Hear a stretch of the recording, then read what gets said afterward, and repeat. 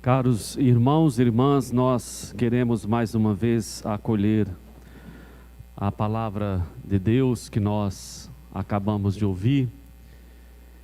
Queremos guardar a palavra, meditar a palavra para que ela produza frutos de fé, de confiança, de serviço a Deus e aos irmãos em cada um de nós. Nós estamos acompanhando a história de Ana no livro de Samuel. Começamos ontem e hoje nós temos esse relato tão bonito de Ana rezando no templo. Todos nós sabemos, Ana era estéril e por graça de Deus, ela concebeu e tornou-se a mãe do profeta Samuel. E o que nós vemos aqui? Ana, na sua aflição, com seu coração cheio de amargura. Naquela época, o entendimento que se tinha era de que as mulheres estéreis sofriam uma espécie de castigo, talvez por causa de algum pecado pessoal, como se Deus não tivesse amando, não tivesse cuidando, não tivesse olhando para a situação, para o problema, a fragilidade e até mesmo o sofrimento destas mulheres que não podiam conceber. E Ana então vivia esta situação, mas mesmo na amargura, ela orou ao Senhor. A informação que nós temos na palavra, que ela orou, rezou, inclusive derramando lágrimas. Ou seja, trata-se de uma oração vivida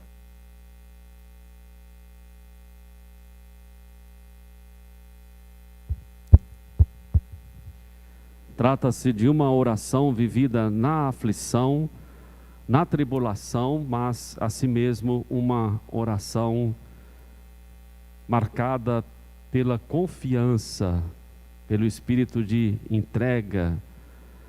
Ela vivia uma aflição, mas a oração não era aflita, não se tratava de uma oração aflita. Ali no templo, então ela começou a apresentar a Deus a sua situação, inclusive fazendo a oferta, a coragem de pedir a Deus a graça de conceber e já com a promessa de oferecer o filho a Deus. Mas ela vivia isso de uma forma serena, não era uma oração aflita, marcada pelo desespero. Esta situação, na verdade, é muito próxima de nós. Às vezes nós entramos em nossas igrejas e percebemos muitas pessoas rezando. Eli, o sacerdote, estava no templo e começou a observar Ana em sua oração. Percebia o movimento dos lábios, mas não sabia o que ela estava rezando. E era comum pessoas embriagadas, pessoas até com problemas mentais, frequentarem os templos. Ele poderia ter pensado em algo desse tipo, mas a oração de Ana se dirigia apenas a Deus. Nós estamos aqui, por exemplo, rezando todos juntos. Nós acompanhamos o mesmo rito, mas qual é a prece, qual é a oração que cada um faz? Só Deus sabe. Só Deus conhece, e Deus vai acompanhando a súplica, a aflição de cada um, e nós também fazemos a nossa oração de forma serena, de forma confiante, mesmo quando nós passamos por momentos difíceis, porque não se trata de gritar, de dizer alto, como se Deus fosse surdo, ou como se Ele atendesse às nossas preces por força das nossas palavras. Quanto mais forte for a minha oração, quanto mais alta for a minha prece, Deus vai me ouvir. Às vezes nós acompanhamos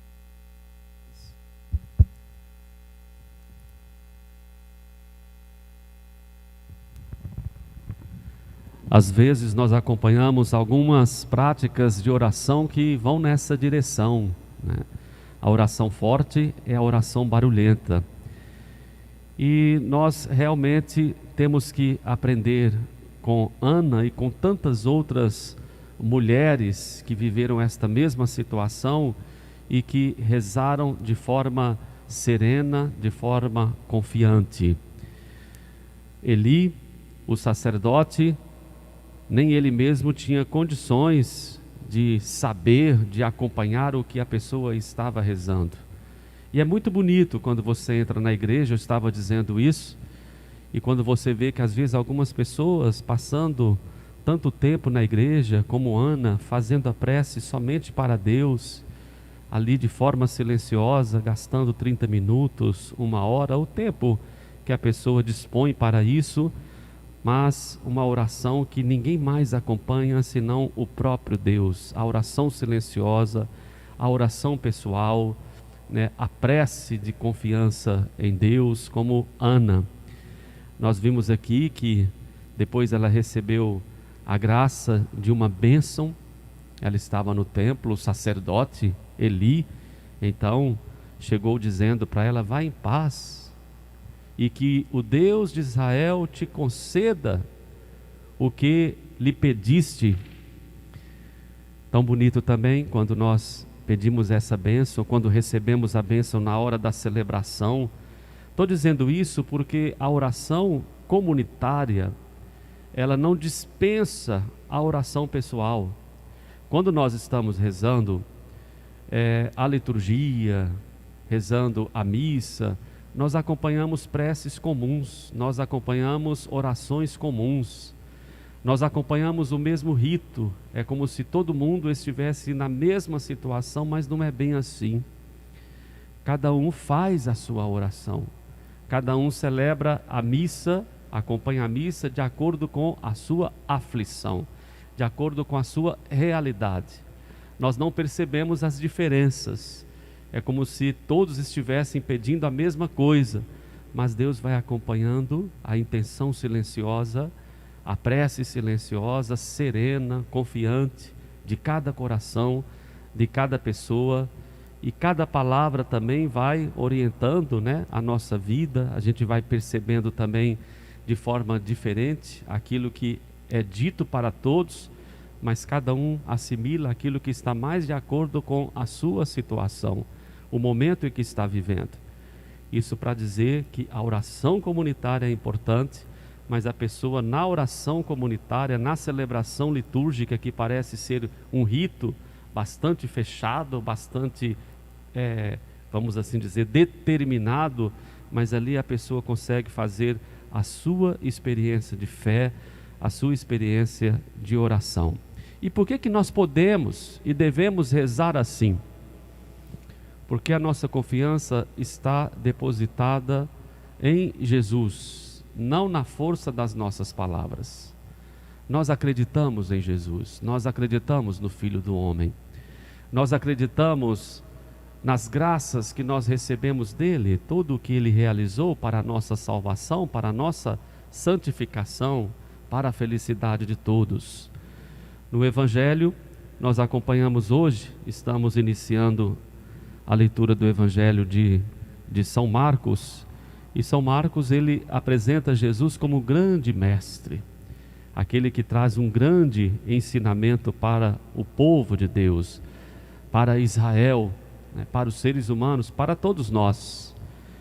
Não sei se vocês perceberam, mas nesse trecho que nós ouvimos hoje, é afirmado no início e no fim do texto que Jesus ensina com autoridade.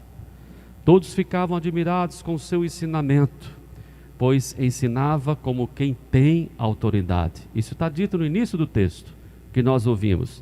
Depois Jesus realiza uma cura, é a primeira cura praticamente bem no início do Evangelho de São Marcos, é o primeiro sinal que Jesus realiza, expulsando o mal, libertando aquela pessoa da prisão, que certamente vivia há tantos anos, e no final todos espantados começaram a perguntar: o que é isto? Um ensinamento novo, dado com autoridade. Ou seja, um ensinamento diferente de todos os outros que eles haviam presenciado, porque Jesus ensinava não como os profetas, porque a sua palavra, o seu ensinamento era acompanhado de gestos concretos, de amor, de libertação, de perdão. Esta é a novidade apresentada por Jesus, e também esta é a autoridade, o poder de Jesus, ou seja, não apenas promessas, mas a concretização, né? Ele então ele faz as promessas tornarem-se realidade na vida do povo, e é por isso mesmo que nós devemos rezar com tranquilidade, com paz de espírito, porque nós sabemos que Jesus quer o nosso bem, Jesus conhece o nosso coração, conhece as nossas dificuldades, conhece muito bem quais são os nossos dramas, as nossas aflições, os nossos sofrimentos. E a pessoa, quando transforma o sofrimento em motivo de oração, de louvor a Deus, de entrega a Deus, ela vai até crescendo também na espiritualidade, ela vai alcançando paz de espírito, até mesmo para ajudar os outros a superar as suas próprias dificuldades. Então vamos pedir a Deus que nos conceda a graça de rezarmos assim, com serenidade, mesmo no momento de aflição, porque nós sabemos muito bem em quem nós depositamos a nossa confiança, em quem tem autoridade, em quem nos oferece um ensinamento novo. Vamos então apresentar ao Senhor as nossas preces, façamos os nossos pedidos.